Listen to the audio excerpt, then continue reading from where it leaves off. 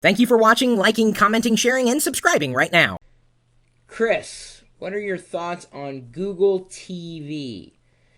Well, Google just announced it yesterday, of course, this being their effort in the world of television, at least the idea of television programming, bringing a Google experience to the world of TV. Now, most people believe that Google is the end-all, be-all of the internet.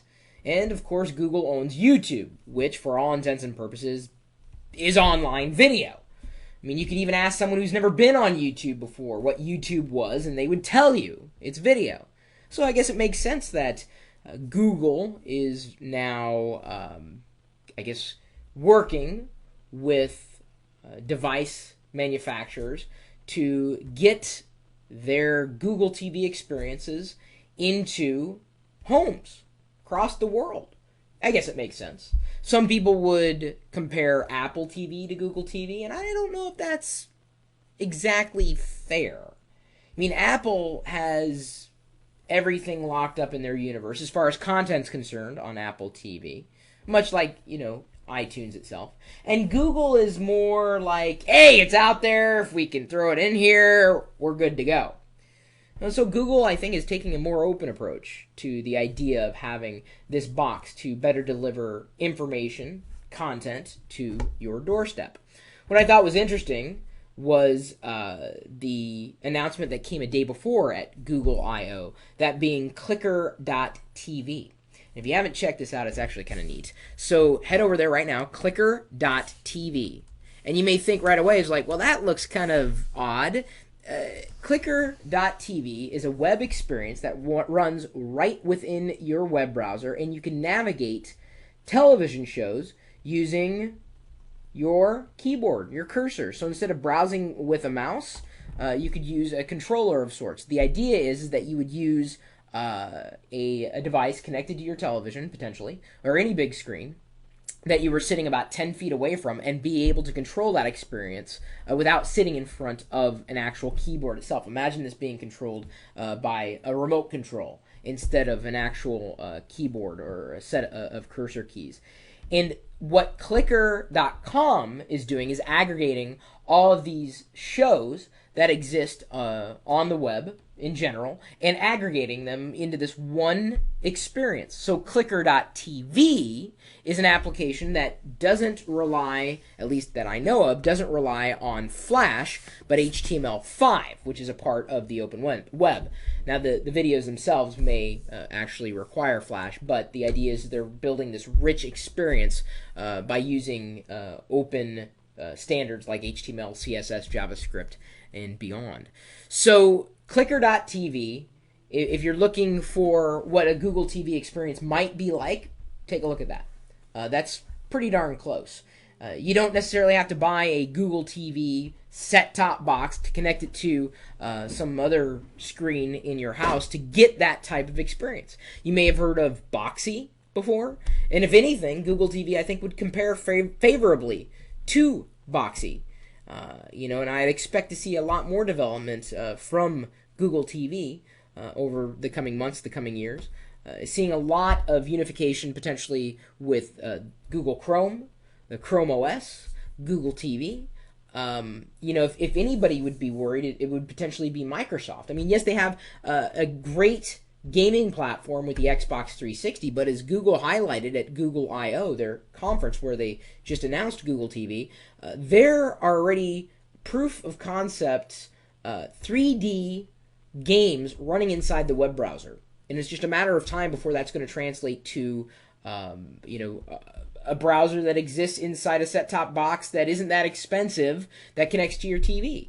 So instead of, having to pay hundreds of dollars to get a component for your home entertainment center, you may not even pay more than $100 to get a state-of-the-art entertainment delivery device. I guess if I was a television service provider, I might be nervous. I would be worried because, Google doesn't care about where you're at, right? If you're connected to the internet, you're online. They don't care. And normally, with traditional television service providers, I don't get what I want to see. I get what they tell me I get to see. And I have to use their experience, which by and large is lackluster. And Google has already said, yeah, forget about these traditional remote controls here. I mean, this is just not usable. I mean, they're talking about integrating the experience within, touchscreen devices like the Android operating system. And I'm sure it's just a matter of time before we see a Google TV compatible remote control software for the iPhone or the iPad. So they're just going to make it easier for you to get to the entertainment that you want to get to whenever you want to get to it. So the idea is, instead of having to demand that you get a certain station from your television provider, you're just going to be able to get to the content. In fact, I wouldn't be surprised if with Google TV you'd be able to get to my content. I'm on YouTube. I'm on Ustream. I've got a podcast in iTunes. I'm everywhere. I mean, I really don't know of any television network that would pick me up. Honestly, I don't blame them. I'm not all that entertaining. But there are people who like talking about this stuff. To the point where someone asked, what do you think about Google TV? I think it's a great move. I think it's just the beginning of the end of traditional television delivery network mechanisms. Now, if anything, I think Google is going to wake up these network television stations and affiliates and I guess outfits. You're going to wake them up to the new concept of delivery. Instead of having to sit in front of this box at a certain time or have to remember to set my recorder to get something, I'm just going to be able to click and then watch. And that's kind of how it is right now. I mean, with an iPhone app or an iPad app or even an Android app to a certain degree, I can get to a lot of the content that I want to get to. Not every bit of content, but a lot of it exists on the web right now. And it's just getting easier and easier to get to. So instead of going through a gateway, Google, being a gateway, has always been open. You could go to Google, you could search for a video, and they don't just index YouTube, they index just about any video aggregator that's out there. Any type of video provider, they will bring it to a Google search result. So it's going to be the same thing that's going to happen, only it's going to happen with the television. I think within 5 years' time, mark my words, this is my prediction, 5 years' time, Google TVs will be in, I would say, about 30% of American households. Now, beyond, I couldn't really speak to that.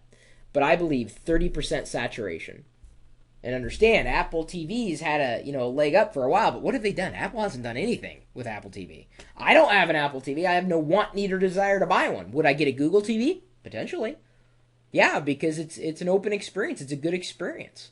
So it'll be interesting to see the hardware and the experience unfold over the coming months as we hear more about Google TV.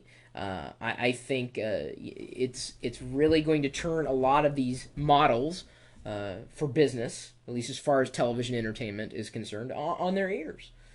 I'm going to be watching with great interest. I'm interested, too, in what you are thinking about Google TV. I haven't seen it yet. I've only seen what I have experienced on the web.